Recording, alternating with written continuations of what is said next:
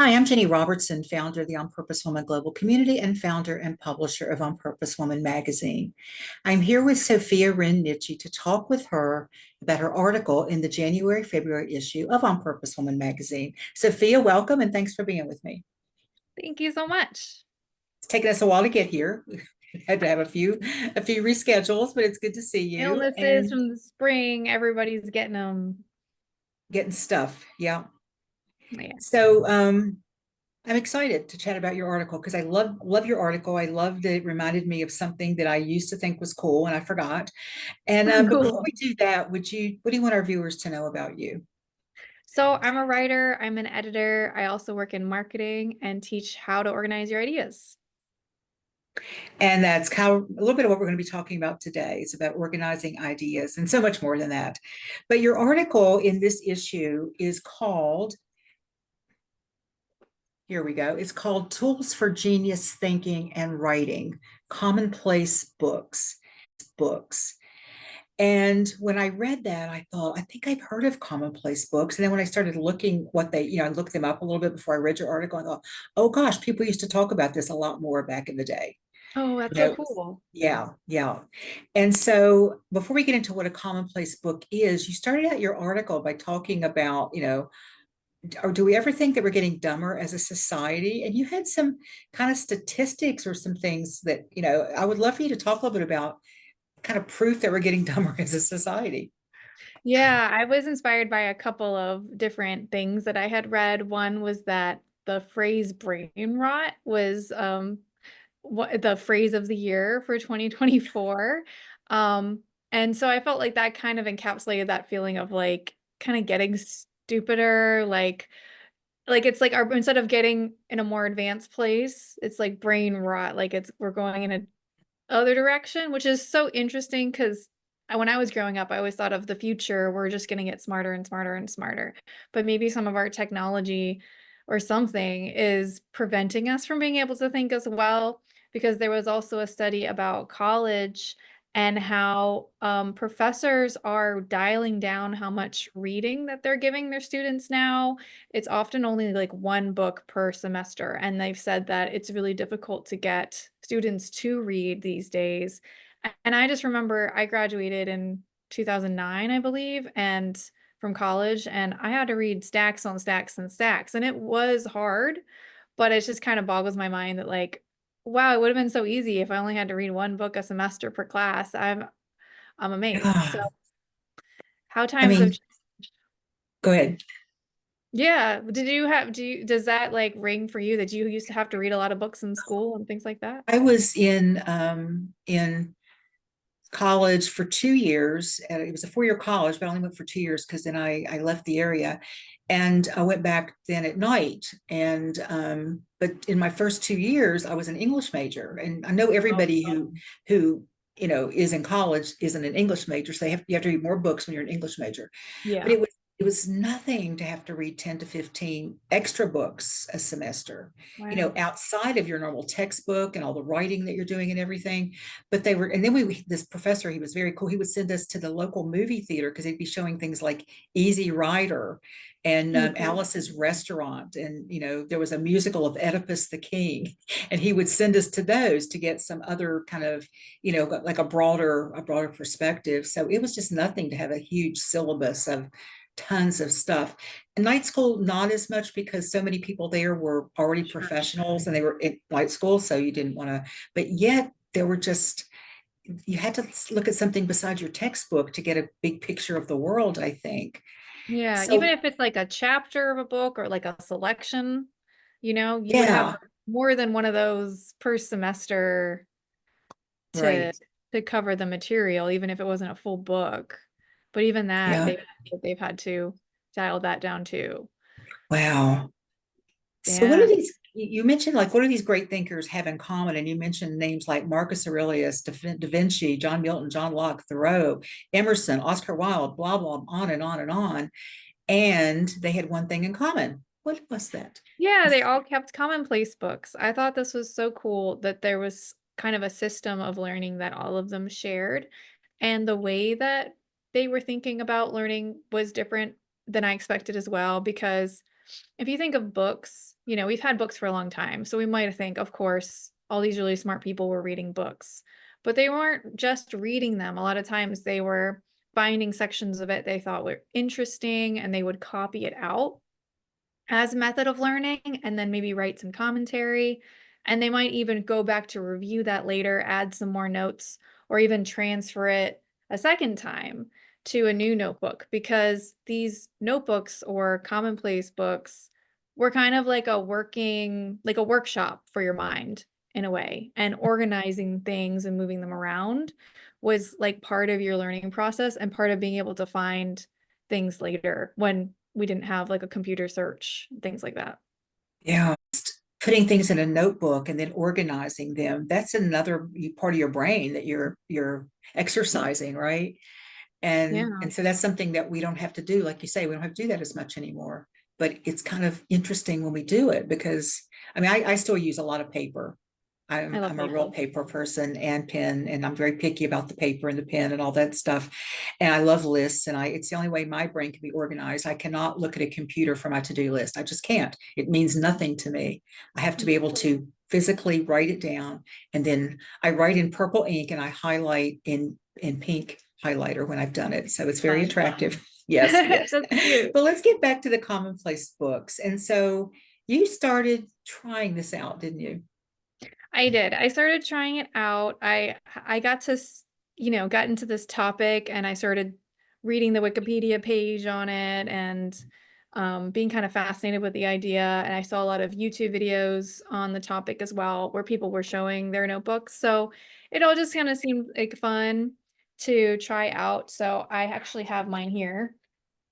I have a book that I've made. So it's kind of like a binder in a way. Mm-hmm. And then I have all these different pieces that I've added with some of it was like notes from books, like we were talking about. Um, and then some of it has more to do with like the to-dos that I want to get done like this week or this month. Mm-hmm. And, and I originally did it because I was feeling very kind of stuck and unmotivated to do the things on my to-do list. So I wanted to create a resource for myself where I could put things that would motivate me and get me fired up. So I called it like my get fired book, almost like putting on a little lighter, a blowtorch. And so that way I could just sort of flip through it every day and maybe stumble on something that kind of got those juices going and just have like one place that it could live. Mm-hmm. And so you add to it and then you take from it. Yeah, exactly. It's kind of a living, breathing thing because I get bored. So that's why I like having it be more of like a binder that I can pull things out of and add things to. And whenever I get bored, I can, like, this one has like a cute little cover on it. It's got little flowers and a little typewriter. So I have like little decorative pages in here too, just to keep it looking fun. And then that makes me want to play with it and like open it up. And I won't, it's a big book, so I'm not looking at the whole thing all the Right. time. I might Right. just open up a section or even just like be looking at one page in it for a while. But it's become like a really valuable resource. And I have both this physical version and I have a digital version too. So like if I've gotten rid of something, it's because I know I already have something kind of backed up digitally as well. So sometimes, like for instance, I'll have some ideas on the computer and I'll just print them out in their messy form and then have a place I can highlight it and stuff like that. And then maybe if it's really an enduring resource for me, I might end up typing up my edits or, making a new, nicer version that I print out or something like that. So it becomes kind of like this generative, creative space too, in a way. So yeah, so that I'm not always looking at a computer screen. I kind of have Yeah. uh, a way to get things out of the computer too, because sometimes you have a lot of documents in there that you just don't really look at or remember exist. So it has some good pros to it. Well, give us a couple of examples of not just what's in it for what's in your Mhm. commonplace book, but why would Mhm. you choose to put what's the criteria for putting something in it? Sure. So it's called a commonplace book because the idea of it is that there's one common place Hmm. for you to put things. So if you think about, so like Georgia, um, is it Woolf? Virginia Woolf. I'm Virginia Woolf, yeah. Virginia Woolf, like she kept notes on all the books she read. So because she was a writer, that was a way for her to be learning from the things that she was writing and the things that she liked, or maybe even the things that she didn't like. She was taking notes as she went. Mhm. So it became like a resource for her to not just be like remembering what she was reading, but to have her own independent voice as a writer, in conversation with all of these other writers, which is maybe why part of why, her books are still enduring to this day. They're so classics. Hmm. So that's one thing you can do with it. There were commonplace books in the Renaissance. So one of the reasons why apparently we know so much about the Renaissance is because of these commonplace books that people used to keep, where they would keep things like recipes, like hair ointment, potions, to make your skin nice or your hair glossy. There would be like accounts of um, conversions of currency with different countries. There might be cleaning instructions or something like that. Like it would really be a household item for keeping information that related to everyday people's lives. And so because we have those, they also can see, oh, a lot of people quoted this author, a lot of people quoted this poem. That must have been a really important influence on the culture because it's shown in all of these commonplace books, right? So it gives people like information about that time. And that's something that you can do as well. You can have it be a hodgepodge of things, or you can choose like one topic, like book notes, or in my case, kind of things that motivate me to get stuff done. You can choose a theme if you want to as well. So it's kind of more personal. Some people like to do it also as like a documenting their life. So maybe it's about pictures from when they went somewhere. It's like more than a journal because it's a little bit more it's not meant to be something that like goes on a shelf. It's meant to be something more revisited. And so it kind of has that extra level of like polish or intentionality to be seen again. Whereas when Hmm. I write in a journal, I'm just writing. I'm not really expecting it to be Shakespeare or anything.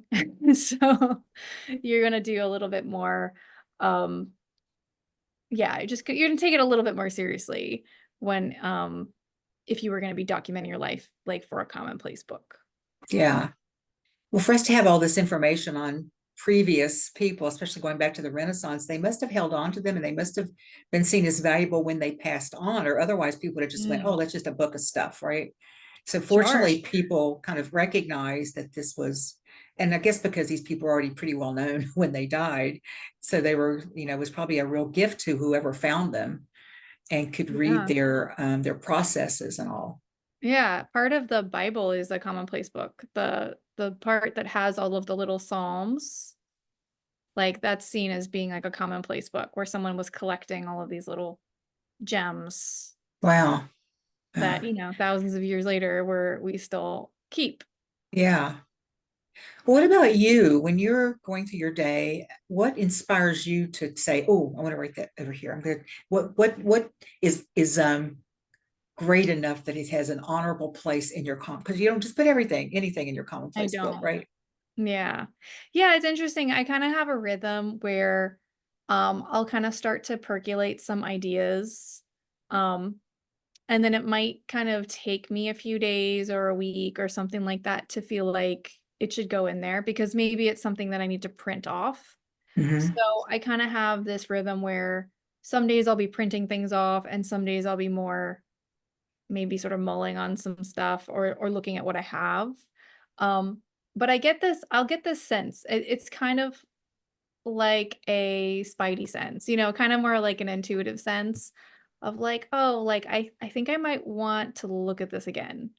Um, like for instance, like we both know Andrea Highland. She has these ancestor sessions that she does. And there was one day that I got this really interesting insight from one of her meditations that she was doing. So I wrote it down in some notes that day, and then I stumbled on it later on. and I was thinking, oh, that was really important. Like, let me copy that somewhere, Hmm. like on my computer. Like, that's for more important things. And then I saw it a third time and I thought, okay, we should print this out because I know that I won't look at this again in 3 months if this stays here. So it kind of sometimes goes in those layers of it starts off as sort of a one-off note, then I see it again, and it lingers as something that I really don't want to fall in the crack. So then I'll print it out. And it can take me a little bit, but as soon as it's printed, then I know it's going to end up in the book. So it's good. Hmm. Okay. And Yeah. so for your book, do you tend to have things like, is it a mixture of things like notes that you wrote down for maybe a session with someone, something that just hit you and went, Mhm. oh, that's important, I want to hold on to that? And is it Yeah. also things you said you use as a way to organize your to-dos as well? I do. So I have a couple different sections, and one of them would hold kind of, like book notes, maybe even things that I've written, like I write email newsletters with like things I'm thinking about, things I'm learning. So occasionally there's one of those that I think, oh, this relates to the topic of motivation, or this is really I liked this. I want to print it out for posterity to keep it. Hmm. So I keep that kind of in the front of the notebook. And then I've gotten into the habit. One of the more valuable things that I started doing um, was I started to do kind of a practice of trying to become more optimistic, because from all of the things that I was reading about being more motivated and putting in my notebook, I kept stumbling on this idea that motivation and optimism are connected. And so what I started to do is it's a little bit more complicated than a to-do list, but it's basically like reviewing my week and my month and how optimistic I was and what was helping me go in that direction, because that was my goal. Hmm. Then thinking about, okay, so now with everything I learned, what's on the docket for next week, next month? So it included a to-do list. So all of those are what I consider like really keep me on track. And then I keep a copy of that in here. So that way it's all there and I can page through it. And if I forgot, like, oh, hanging out with friends really helps me feel optimistic, I'll be reminded because I have Mm. it here. Yeah. Wow.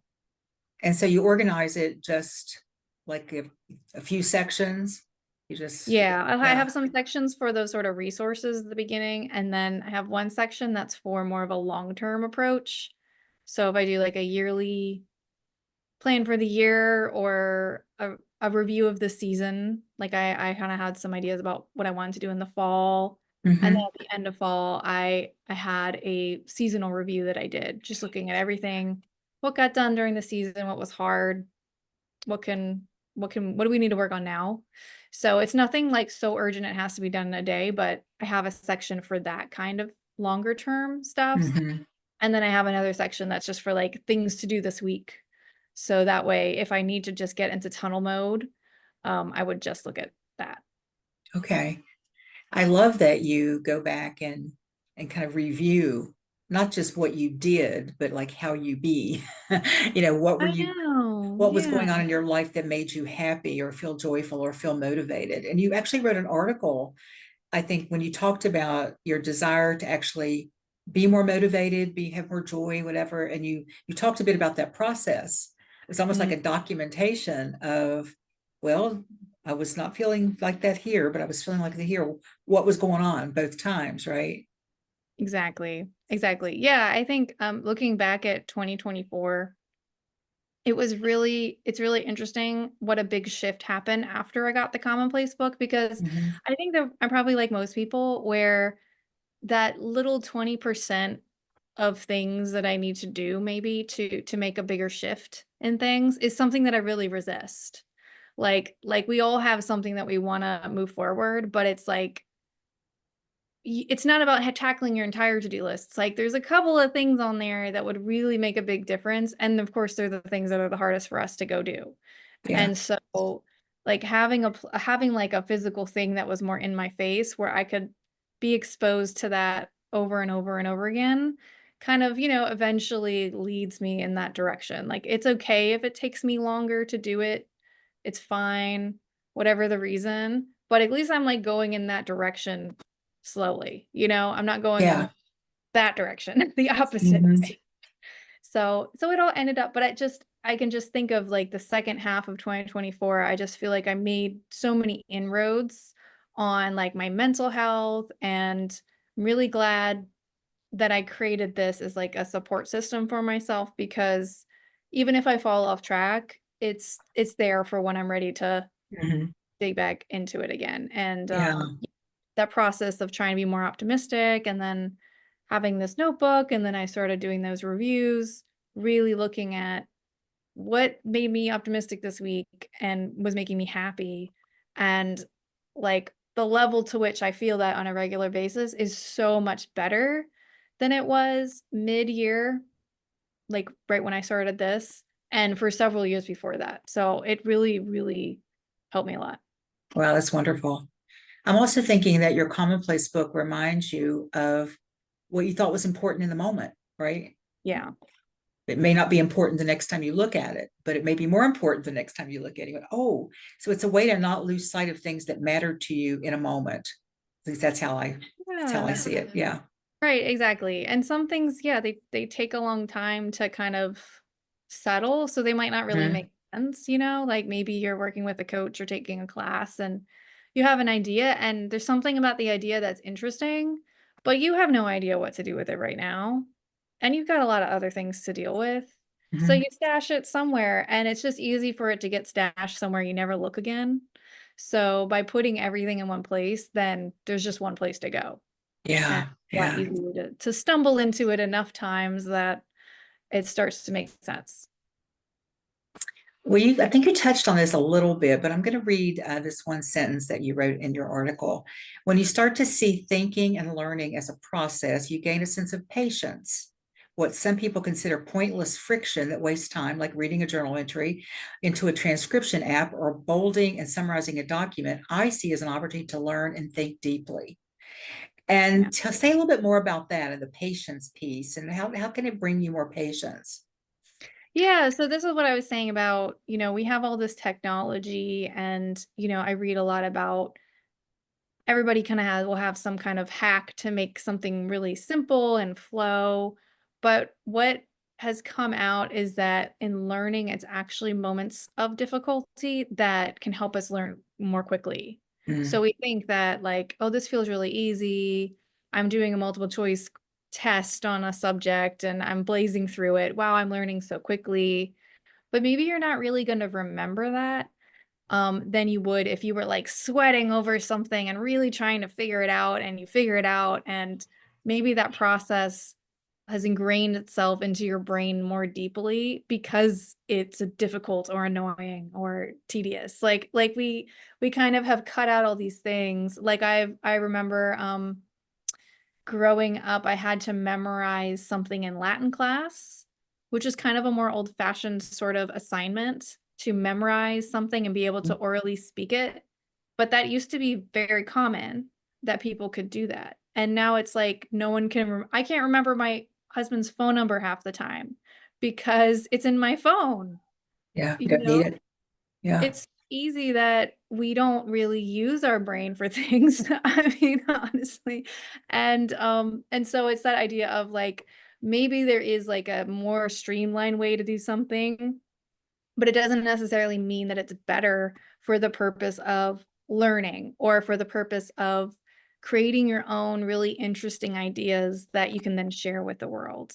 You know what I mean? I think Yeah. that it's it's fine to just write on your computer and then just to close the document and like never look at it again. It's still saved there, but it would be better to, and maybe more boring, to open it up and reread it occasionally, or think, how could I take a section of this and rework it into something else? And most people just don't take that kind of time.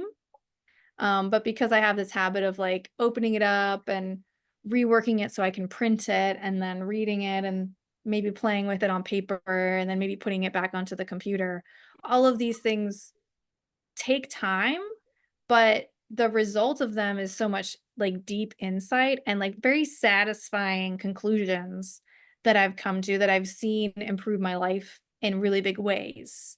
that I think that this whole idea of like needing it to be fast and convenient would not have helped me get to the same end point, you Yeah. know? Yeah. So yeah, it's really taught me a lot of patience and really patience with myself, and just kind of almost like a compassion of like, it takes time to learn things. I used to be really hard with myself if I made the same mistake twice. And now I just see it as like, it's just being human. Yeah. So that's just this is the game we're all playing. We're gonna make the same mistake twice because it takes a while to Mm. learn things sometimes. And you did mention the boring word. You said, and you wrote in your article that this can feel boring because Yeah. you're doing a repetition. You're doing things that you think you already know, right? Yeah. But you don't Yeah. really know them. Yeah. Yeah, it's amazing, like reading nonfiction. I like reading nonfiction. And then one day I realized that I had read a whole book, that year, and I didn't really know what it said. You know what I mean? Like it was interesting in the moment, but because I wasn't taking any notes or anything like that, I didn't really do anything with that. It was just kind of like entertainment. So it's like to really, really absorb it, I would need to be taking more steps, and that would be kind of boring. And so maybe I won't do it with every single thing, but if I really care about something, then I will take it's worth the boring effort if I really care about something. I read a book years ago by Deepak Chopra, and he'd written it in cahoots with, not cahoots, that sounds like a bad thing. He was co-wrote it with a neurosurgeon. And Oh, I don't neat. remember the name of it now, but it was a lot of it was about memory and maintaining your memory, not memories, memory. Yeah. And in the very early part of the book, he said they both said something so interesting that it's not that we really forget, it's not that our memories are not good and we forget things, it's that we never really knew them in the first place. And I Yeah. think what you're saying kind of touches on that. It's Yeah. like they just went kind of like, we didn't really, and so we think we forgot, and we sometimes will beat our, oh, my memory is getting so bad. No, you probably never really knew it, and maybe it was, it didn't need to be known. Not everything Mhm. needs to be known, right? It doesn't need to be remembered, and you'll think of it again if you need it. But I thought that was such an interesting concept. And I think it ties in a little bit with what you're talking about. Yeah. Right. We never really knew it in the first place. And that's one of the reasons why I really like writing, because for me, they've always helped me to kind of process things. And just the act of like writing something down, if I'm listening to like a class or something like that. When I was in high school, I would always write notes. And I wasn't super good at rereading the notes at the time, but just the mere act of writing them really helped me to process it. So like being like an Mhm. active engager in the topic. And that's the thing with like technologies, like you don't, like I said, like I don't need to rewrite my husband's phone number. I just press a button. But if I had to, like you used to do, dial the number, then I would start to get the repetitions to really know the number. Right. But you didn't just memorize it by dialing it once, you know? Yeah. That's not really knowing it. That's not really learning it. So of course you would forget it because you never really knew in Mhm. the first place. Right. That Right. makes When my son was in high school, I would drive him to school every morning. And every morning, almost every day, I would say to him, "What time do you have to be at school?" Yeah. Mom, and then, or he would show me something on the computer, and I would come back and ask him the same thing a week later. Don't you remember? And I realized that I had so many things in my brain that I knew I didn't have to remember that stuff because he would tell me, Right. So I think that's also another tactic that we use sometimes. Like, I don't need to know that because he'll tell me when I need it, right? Yeah, Not I was really the tied girl into what that we're was talking getting about, but a little bit. lost all the time. I have a reputation for having a bad sense of direction because I use like Google Maps or whatever every time I drive somewhere. So I Mhm. haven't needed to remember. I Right. haven't put that effort into trying to like test myself. Let's try it without the app. Like if I tested myself, then I might learn it, and really like actively try to learn it. Yeah, it's not just an automatic thing. We have to actually put Yeah. some energy into it. And that's the thing, most of us don't really need to. And so it's sort of this it can be fun. Like it can be fun to find an area of interest or something that you like kind of playing with. Um and make it kind of a playground for you to Hmm. learn about it, whether it's like whether you like literature or you're just looking at kind of a personal experiment like me, like trying to be more optimistic. What does make me more optimistic? Like, Hmm. how can I use this to be more productive? How do I work? That's kind of in my area of interest there.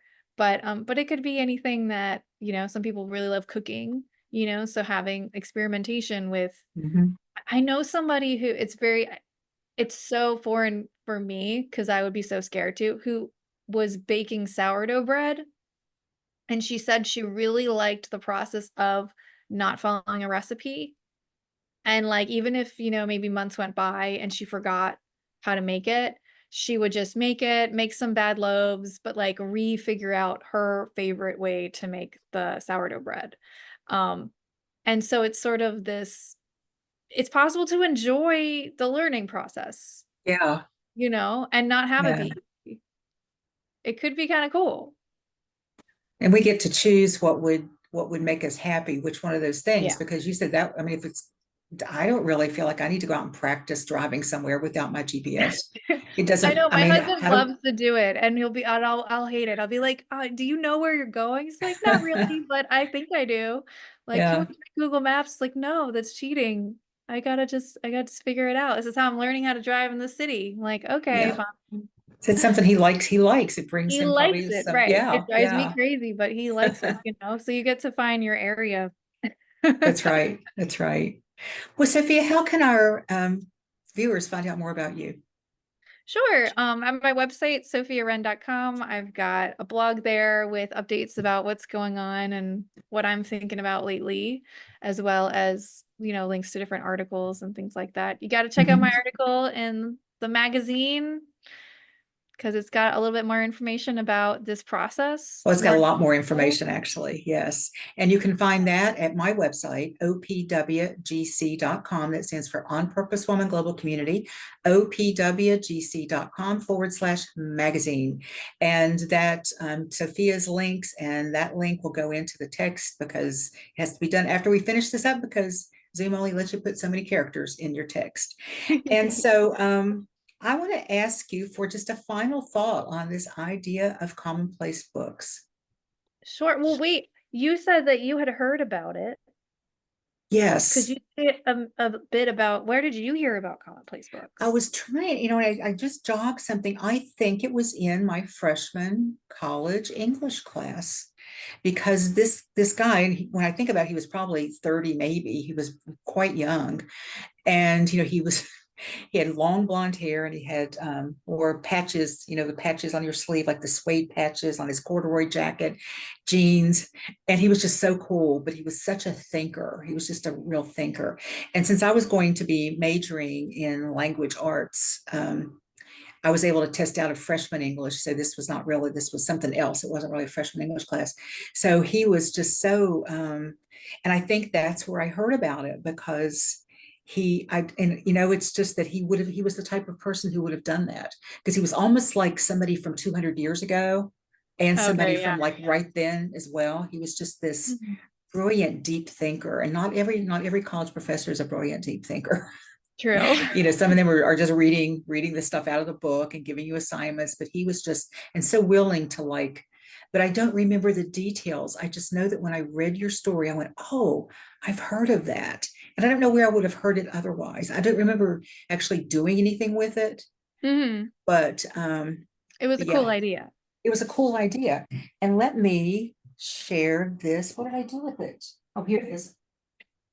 Oh, wow. Okay. I just had it here. Remember I was showing you the book that I bought? Yeah, it was really cool. Well, It's yeah. worth taking a second to look for it because it was neat. Okay, let me see. It could only be. I mean, this is strange because I just had it, didn't Yeah, I? I just saw it. Wow. And it's a big book. Oh, I put it right back where it was supposed to be. Okay. Yeah. I found this book, and this is a commonplace book for children. And I have a grandson, a new grandson. He's only 6 months old, but I thought down the road when he starts to like make words and it's just got places in it for ideas, but also for art, for pictures. And I mean, there's no instructions. There's some instructions in the beginning of ideas how to do it. and it's considered an adventure book. So it's an adventure in getting your ideas and the things that you love into one place, which I think is very cool. That is so cool. That's gonna Yeah. be like a precious memory book, you know? I think it could be for sure. Yes. Yeah, I Let's love see. it. Did I ask you to leave us with a final thought? You did, and I I thought so. countered with Did you another hear it? question. Yeah, Okay. I would say my final thought is, have fun with it. If it sounds cool, feel free to start like I did, where Google it and check it out on YouTube. See what other people are doing. See what other famous people have done with it, just to kind of revel in the idea of it for a while. And Mhm. yeah, and then you can try it out for yourself or try picking an area that would be fun to collect resources on. There's not really a wrong way to do it, Right. and Yeah. just have fun with it. Thank you. And be sure to read her article because, again, there's so much more in the article than we can cover here in the time that we have. So, Sophia, thank you as always. And you can go back and look at our archives on the magazine page because Sophia's written a lot of articles for us. They're all just brilliant. And I want to thank you once again for sharing. You always come up with really kind of cool ideas that maybe nobody else is talking about. So, thank you so much for that, for sharing it with us. Thank you. Always proud to be in the magazine. It's a great resource for cool ladies and Yes. cool thoughts. Well, thank you again. And I want to thank anyone who's watching the Real Women, Real Purpose talk show. And for more interviews with amazing, brilliant women living their lives on purpose and sharing their unique gifts on the planet, you can also check out our YouTube channel, which is in the text of this video as well. Thanks again for watching.